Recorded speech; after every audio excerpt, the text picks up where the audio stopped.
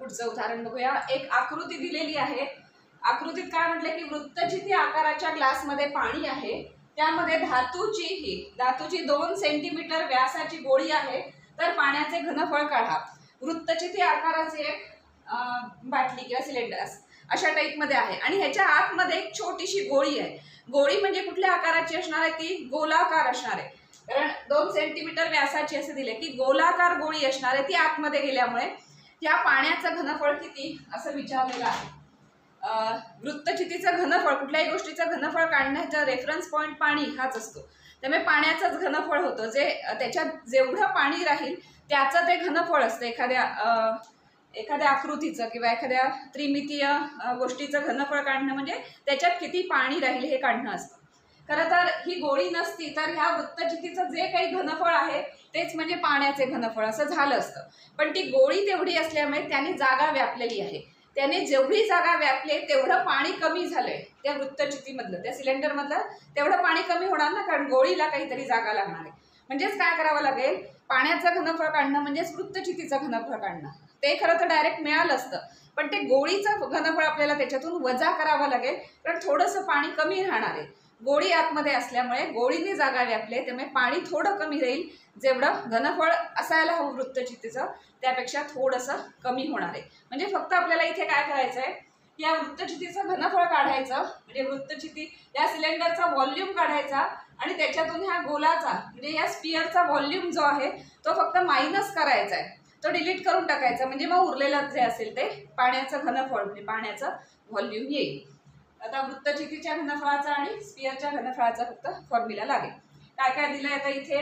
ही तळाची त्रिज्या आपल्याला लागते, तर तळ इथे म्हणजे सर्क्युलर असतो। इथे तळ बेस हा सर्क्युलर आहे, त्याचा व्यास दिलाय, डायमीटर दिलाय 14 सेंटीमीटर आणि हाईट दिली आहे वृत्तचितीची एज ती किती दिली आहे? 30 सेंटीमीटर। तर ते आपण सगळं यूज करूया। तर हाईट किती दिली आहे वृत्तचितीची? वृत्तचितीची उंची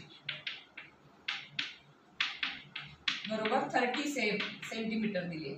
त्याच्यानंतर व्यास दिलाय वृत्तचितीचा। आधी आपण वृत्तचिती म्हणजे त्या सिलेंडरचं जी काही बाटली आहे तिचा आधी घनफळ काढूया आणि नंतर या छोट्याशा स्पिअरचं घनफळ काढू, ते त्याच्यातून मायनस करू। वृत्तचितीचा व्यास दिलाय, तळाचा व्यास दिलाय, त्याच्यावरून तळाची त्रिज्या लागेल। व्यास बरोबर 14 सेंटीमीटर म्हणून त्रिज्या, तळाची त्रिज्या r बरोबर किती होणार आहे? 7 सेंटीमीटर, कारण 14च्या निम्मे येणार ना। म्हणजे आता आपल्याला काय घ्यायला लागणार आहे? वृत्तचितीचे घनफळ आधी काढूया।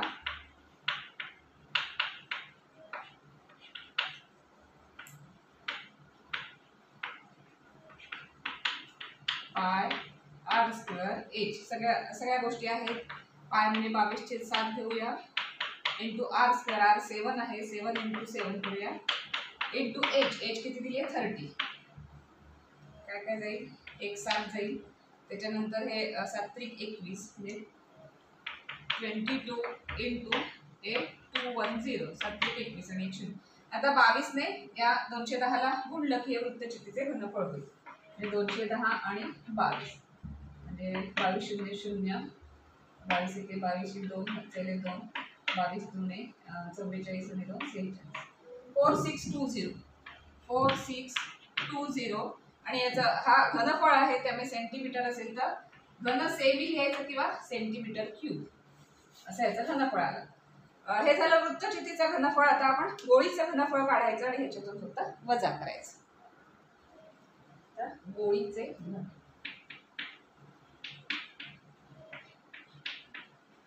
गोळी कशी आहे? स्पिअर आहे, स्फेरिकल आहे, गोल आहे, त्यामुळे त्याचं घनफळ येणार 4/3 पाय r क्यूब। म्हणजे किती आलं? 4/3 into pi 22/7 into r cube. आता गोळीचा काय दिलाय? गोळीचा इथे व्यास दिलाय, त्यामुळे त्याची अर्थात त्रिज्या काढायला लागेल। इथे कुठेतरी लिहून ठेवूया।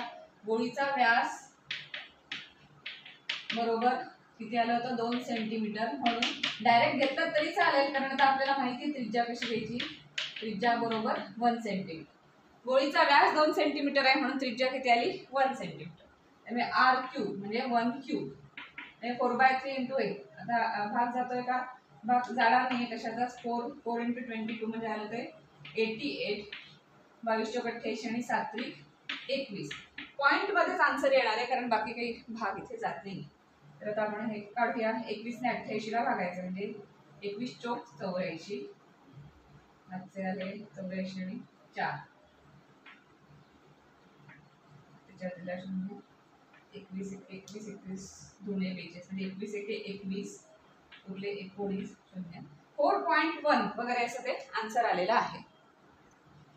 4.1 घ्या किंवा अजून एखादा डेसिमल पॉईंट घ्यायचा असेल तर 19 उरलेत ना. 40 21 गेले 90. 19 उरले त्याच्यावर 0 दिला 190 झाले.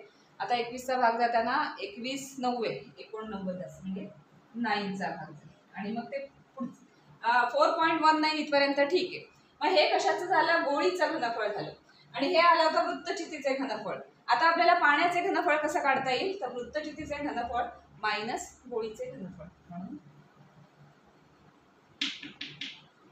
पाण्याचे घनफळ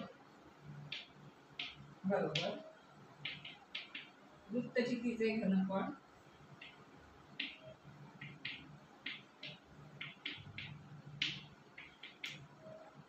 मायनस गोळीचे घनफळ.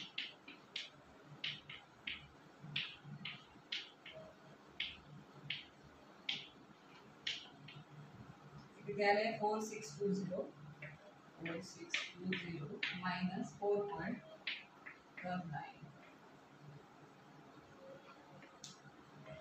आता याच्यातनं 4620 मधनं 4.19 फक्त हे करायचे. 4620 पॉईंट नाही म्हणजे पॉईंट आपण 00 घेतो आणि 4.19 या दिशेने यायचं. 10 न 9 गेले 1 उरला 7 चा इथे दिला 10 न 2 गेले 8 उरले पॉईंट 7 चा इथे दिला 10 न 5 गेले 5 1 6 आणि 4 म्हणजे 4615.81 आणि याला युनिट काय येणार आहे? कारण ते घनफळच आहे शेवटी त्यामुळे युनिट येणार आहे घन सेमी किंवा सेमी स्क्वेअर. त्यामुळे शेवटी असं लिहायचं की शेवटी एक वाक्य लिहायचं फक्त म्हणून पाण्याचे घनफळ इज इक्वल टू 4615.81 घन सेमी असे.